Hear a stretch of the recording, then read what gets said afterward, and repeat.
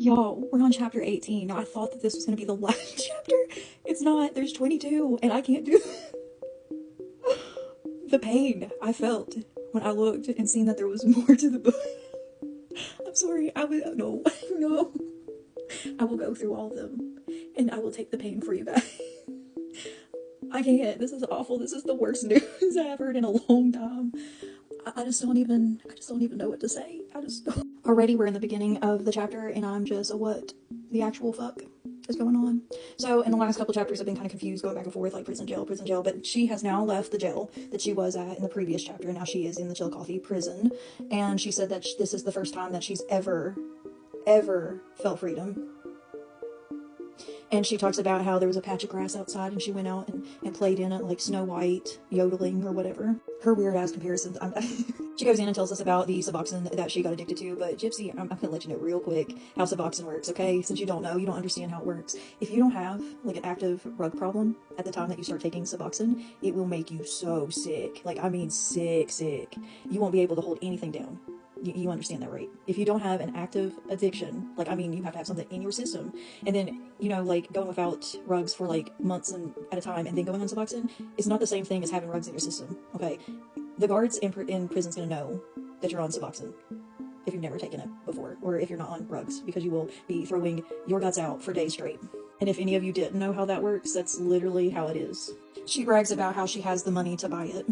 She can meet the dealer and get it in the prison. She tells us the horror stories because Miss Gypsy is sweet and innocent and never participated in anything dark in her entire life. She talks about how these women are using profanity, how there is sex in open spots or open areas, and how one woman had went up to her and was like, have you ever had a girl go down on you before?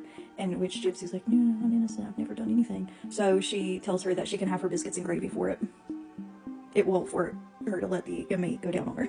That she's never had it from anyone.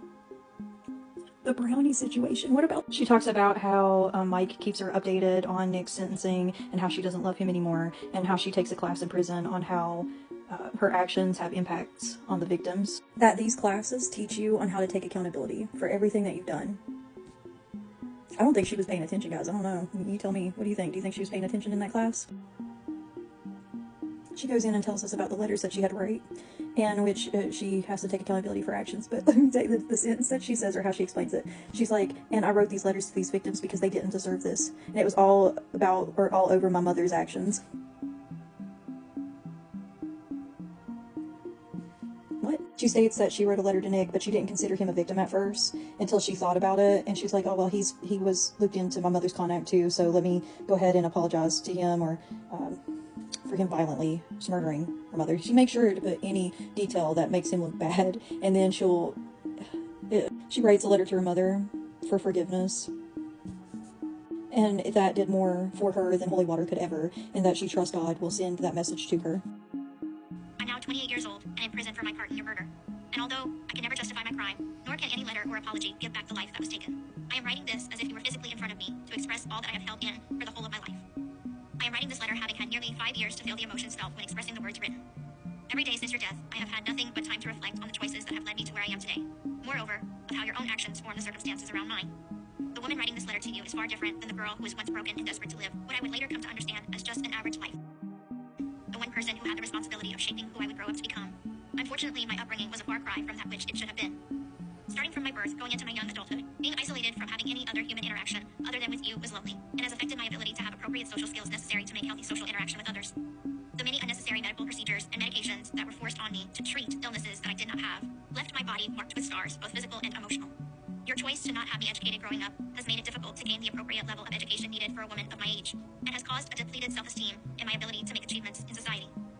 When mentioning the overall lack of life experience that was withheld from me by your choice as my mother, you not only took away the normal experiences that shape an individual to be who they are, or could be, but you made the choice to keep me from the best things in life that make life worth living as a youth. The innocent joy of having a first day of school, the fun of going to the mall with friends and buying a dress that would surely never pass your approval, the excitement of being asked to prom, the comfort of your embrace when getting my heart broken for the first time, the nerves of awaiting that college acceptance letter. These are all things I was not able to experience. It would be so many years before I was able to fully understand the reasons why I grew up being. So as you could tell, where was she taking accountability? Like, she was blaming her mother for everything. I don't know if she learned anything from that class, guys. She tells us that she got a job in prison. She was a janitor. And yeah, I didn't play the whole letter because there's no point. It's the same thing throughout the whole thing. It's just her blaming her mother for everything, not taking accountability whatsoever. Like, Mom, I'm sorry, like, you were unalive, but like, that was kind of your fault. Oops. She tells us that she didn't know her clothes size. Gypsy, yes you did. Yes you did. How many things did you steal? She said that the only thing that she would wear was costumes. Yeah, she says her mother stole like contractor bags full of clothes. She told Nick that she had designer clothes. In her closet, in the crime scene photos, you can see that she has normal clothes in the top of the closet, and then the little dresses in the bottom part. Says the jeans that she wore the night that she ran off to see Dan, or the night that she left with Nick, were hand-me-downs. But Gypsy, you said literally in those chapters that they were stolen pants that you stole. What is it? You said that the only shoes that she wore in prison were booties, but there's many pictures of her wearing tennis shoes in prison. She tells us about how she had a schedule in prison and how she felt that the other female inmates that were in prison with her were more like 16-year-olds because it was more like high school, very cliquish. She said that she was part of the Mean Girls when she first went into prison and that her nickname was Jersey. No, you didn't. Gypsy, you were with the predators. You were with the child predators. And then afterwards, she went through the goth phase and that she wore black lipstick. The tomboy phase because she had short hair. I guess we will have a part 2 for this one as well because there's a couple more things I want to add, but yeah, I'm suffering. Keep me in your thoughts.